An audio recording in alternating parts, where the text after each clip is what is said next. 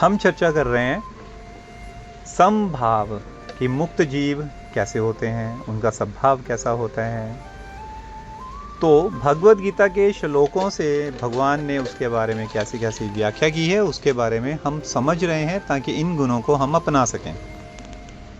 तो भगवद गीता में अध्याय 5 में 18वां श्लोक आता है, विद्या विनय संपन्ने ब्राह्मणे गविहस्तिनी शुनि चैव शप्पाके च पंडिता समदर्शिनी। इसका क्या अर्थ है? इसका अर्थ है वे ज्ञानी जन विद्या और विनय युक्त ब्राह्मण में, मतलब विद्या विनय संपन्ने ब्राह्मणे, ठीक है, कि वो जो मुक्त पुरुष होता है वो क्या करता है, जो विद्या में संपन्न जो ब्राह्मण, मतलब जो ब्राह्मण जो बड़ा ज्ञान वाला है, उसमें ज्ञान वाले ब्राह्मण में, तथा गवि हस्तिनी शुनि चैव शव पाके च पंडिता समदर्शिन, कि उस विद्या युक्त ब्राह्मण जो काफ़ी गुणों से युक्त ब्राह्मण, ठीक है, उसमें तथा गौ माता, हाथी, कुत्ते और चांडाल, इन सभी में पांचों में कोई भेद नहीं करता। अब देखो कितनी हैरानी वाली बात है। पिछले श्लोक में हमने क्या बोला था, वो सभी मनुष्यों को समभाव से देखता है ना, सभी जीवों को ही समभाव से देखता है। तो हमने क्या सोचा, भाई ये गुणों को हम धारण करेंगे ताकि भगवान प्रसन्न होंगे। लेकिन वो गुण कैसे धारण होंगे? भगवान के नाम से धारण होंगे, है ना। भगवान का नाम, हरे कृष्ण कृष्ण कृष्ण हरे हरे, हरे राम राम राम हरे हरे, बार बार जाप करेंगे, बार बार जाप करेंगे, निरंतर जाप करेंगे, तो हमें ये गुण आएगा ताकि हम सभी में भगवान के दर्शन कर पाएँ। लेकिन भगवान ने उच्च कोटि का संभाव यहाँ पे बताया है। उन्होंने बोला सिर्फ मनुष्यों में से नहीं संभाव करना, जीवों में भी संभाव करना है, अनदर स्पीशीज, ठीक है, अनदर स्पीशीज में भी संभाव करना है, क्योंकि वो भी तो मैंने ही पैदा किए हैं, वो भी तो मुझसे ही प्रकट हुए हैं, और उनके हृदय में भी मैं रहता हूँ। किनके हृदय में मैं रहता हूँ? चाहे वो गाय हो, चाहे वो हाथी हो, चाहे वो कुत्ता हो, और चाहे वो चांडाल हो। चांडाल, शुनि चैव शव पाके।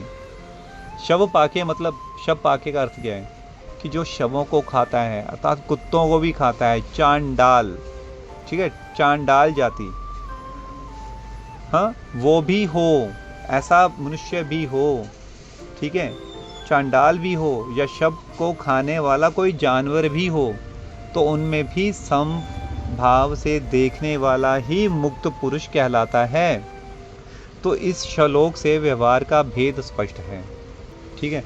यदि केवल मनुष्य की बात होती तो व्यवहार क्या होता, मतलब व्यवहार के भेद से हम खींच के खंडन कर सकते थे ना, कि वो जरा थोड़ा सा गुस्से वाला व्यवहार का है, ये थोड़ा शांत है, गाली बकता है, कोई बात नहीं, भगवान है उसके अंदर, उसको उसकी बातों में ध्यान नहीं देना, ठीक है, भगवान जी बोल रहे हैं, क्रोध कर रहा है, करने दो, कोई बात नहीं, भगवान जी बोल रहे हैं, उसके हृदय में है। तो ऐसा खींच के मन को वहाँ पे लगाया जा सकता था। तो लेकिन यहाँ पे क्या बोला गया कि ब्राह्मण के साथ कुत्ते आदि पशुओं का भी समावेश है ना। अब तो थोड़ा सा टफ हो गया, भगवान ने डिफिकल्ट टास्क कर दी यहाँ पे। अब कोई भी विवेक संपन्न पुरुष, विवेक वाला, जिसमें बड़ी विवेक हो, है ना, बड़ी कूल नेचर है, जिसमें बड़ी शांति है, अब उस पुरुष में भी, अब पांचों प्राणियों में ना समदृष्टा करना भी बड़ा मुश्किल हो जाता है, ठीक है। और मनुष्य और पशु की तो बात ही अलग रही। अब पशु का व्यवहार तो अलग ही है बिल्कुल। अब कुत्ते का जो व्यवहार है हाथी से तो अलग ही है ना। अब हाथी का काम कुत्ते से नहीं निकल सकता। अब गौ माता की जगह क्या कुतिया को पाल सकते हैं घर में? अब पाल भी लेंगे, लेकिन गौ माता की तरह सेवा नहीं हो सकती कुतिया की। अब जो लोग इस श्लोक से व्यवहार में अभेद सिद्ध करना चाहते हैं, ठीक है, वो इस श्लोक को जो नहीं मानना चाहते हैं, वो तो इसके मतलब को भी समझ नहीं पाएंगे। अब इस श्लोक में तो समदर्शी मुक्त जीव की आध्यात्मिक स्थिति के बारे में बतलाने के लिए भगवान ने 5 जीवों का उल्लेख कर दिया कि वो जो मुक्त जीव होता है उसकी स्थिति कैसी होती है। उसकी स्थिति तो ऐसी होती है, वो तो अलग अलग जीवों में भी भेद नहीं करता।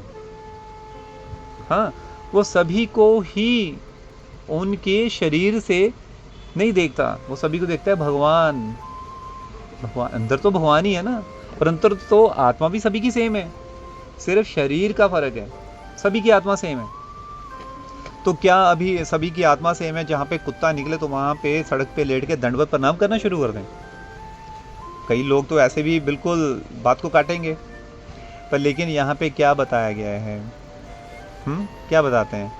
व्यवहार में शास्त्र की मर्यादा के अनुसार हमारा जो उनके साथ व्यवहार रहेगा वो शास्त्रों की मर्यादा के अनुसार भेद बुद्धि वालों के विपरीत मार्ग से बचाने के लिए आसक्ति रहित होकर, है ना, इस मार्ग में चलने से आसक्ति रहित होकर, मतलब बिना आसक्त हुए, उसी के अनुसार हमें न्याय करना चाहिए।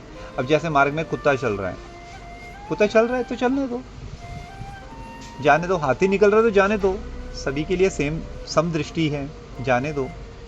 लेकिन उनके प्रति आपके मन में अपराध की भावना नहीं होनी चाहिए। कहने का मतलब, कुत्ता अगर आपको देख के भौंक रहा है तो ये नहीं आप छड़ी उठा के उसको मारना शुरू कर दो।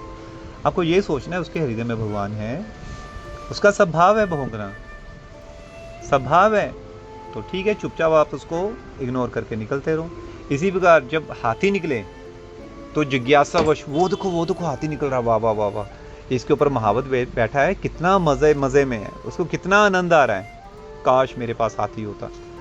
तो यहाँ पे हम क्या है, यहाँ पे हम राग की भावना अपना रहे हैं कि काश मैं बैठा होता हाथी के ऊपर। अरे वो तो शरीर की तुलना है, तो उसके लिए भी आपको समभाव अपनाते हुए उसको इग्नोर करना चाहिए, जो शास्त्र की मर्यादा के अनुसार है ना, मर्यादा के अनुसार है। इसी प्रकार जो मांस खाने वाला पुरुष या मांस खाने वाला जीव, जैसे वो शेर हो गया, शब पाके, तो कहा तो ये ना शेर है या चंडाल है, या चंडाल मतलब जो कुत्ता भी खाते हैं, कई जीव ऐसे भी आपने देखो जो सुअर खाते हैं, कुत्ता खाते हैं, मांस खाते हैं, उनके लिए भी बिना घृणा किए हुए, अरे ये तो मांस खाता है, इससे दूर दूर, नहीं इसको तरफ देखना नहीं, मैंने नहीं, उसकी तरफ नहीं देखना मुझे, नहीं, ये भी विचार नहीं होना चाहिए, उसको भी इग्नोर करते हुए आप अपना काम बस करते चलें। अपना काम क्या है? भगवान का नाम रटते चलें। यही होता है मुक्त पुरुषों का स्वभाव। तो भगवान ने मुक्त पुरुषों के स्वभाव को उत्कृष्ट स्वभाव बताते हुए दोनों श्लोकों में इसकी स्थापना करी कि उसकी जो दृष्टि होती है, कन कन में सभी में समभाव की दृष्टि होती है। जय जय श्री राधे।